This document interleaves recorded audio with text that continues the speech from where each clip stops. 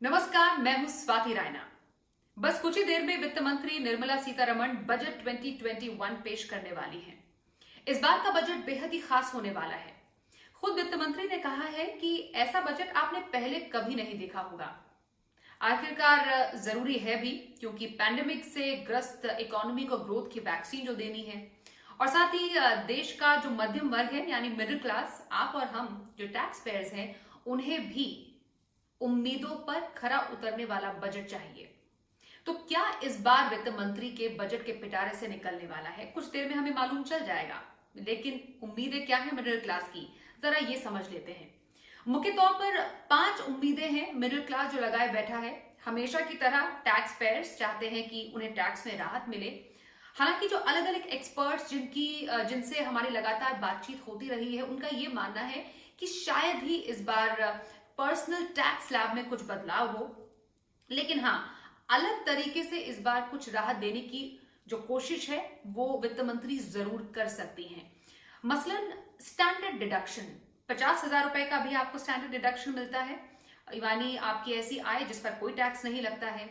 तो ऐसा मानना है और साथ ही एक्सपर्ट्स की ऐसी राय भी है, अगर स्टैंडर्ड डिडक्शन को 50,000 रुपए से बढ़ा दिया जाए तो काफी ज्यादा राहत मिल सकती है।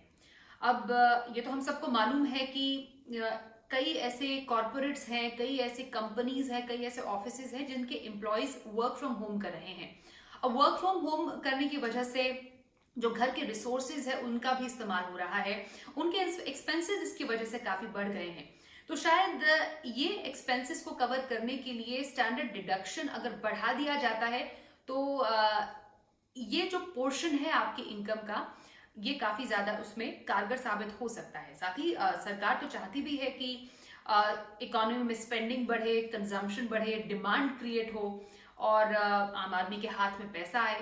तो इन सबको पूरा करने के लिए स्टैंडर्ड डिडक्शन से जुड़ी हुई कोई जो ऐलान है उसका उम्मीद जरूर मिडिल क्लास लगाए बैठा है।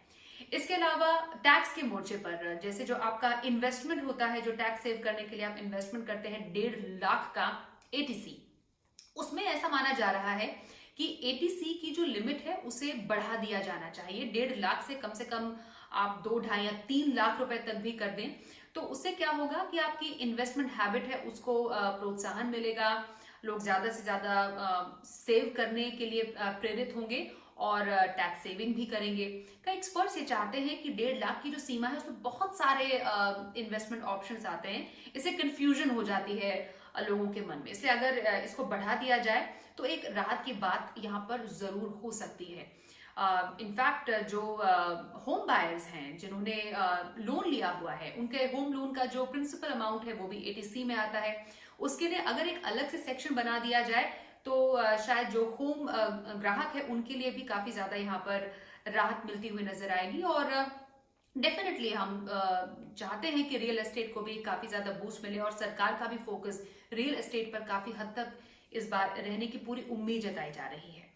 फोकस एक और जगह है जहां पर बहुत ज्यादा सरकार इस बार करने वाली है, वो है हेल्थ केयर।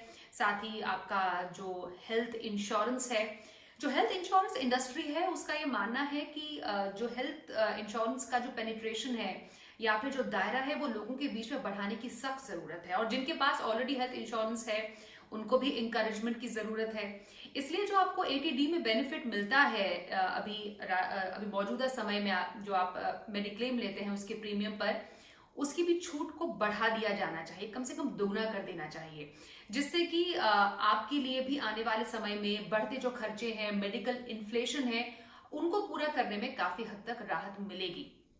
कुछ ऐसे ऐलान, कुछ ऐसी उम्मीदें जिसको मिडिल क्लास लगाए बैठा है और दरकार उनकी यही है कि जल्द से जल्द इस उम्मीदों को पूरा कर लिया जाए।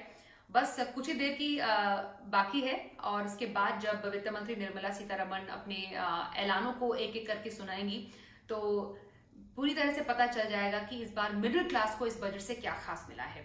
बाकी बजट की हर छोटी और बड़ी बात समझने के लिए आप जरूर जी बिजनेस के साथ पूरा दिन रहिए। हमारे जो बड़े बड़े एक्सपर्ट्स हैं आपके हर सवाल का जवाब देंगे, न सिर्फ हमारे जी बिजनेस टीवी चैनल पर बल्कि हमारे जी बिजनेस की वेबसाइट पर, साथ ही हमारे फेसबुक चैनल, हमारे ट्विटर और हमारे यूट्यूब पर भी हम लगातार बजट से जुड़ी हुई हर पेशकश आपके लिए लेकर आते रहेंगे पूरा दिन भर। इसलिए आप बने रहिए बजट 2021 की खास कवरेज के लिए सिर्फ जी बिजनेस के साथ। नमस्कार।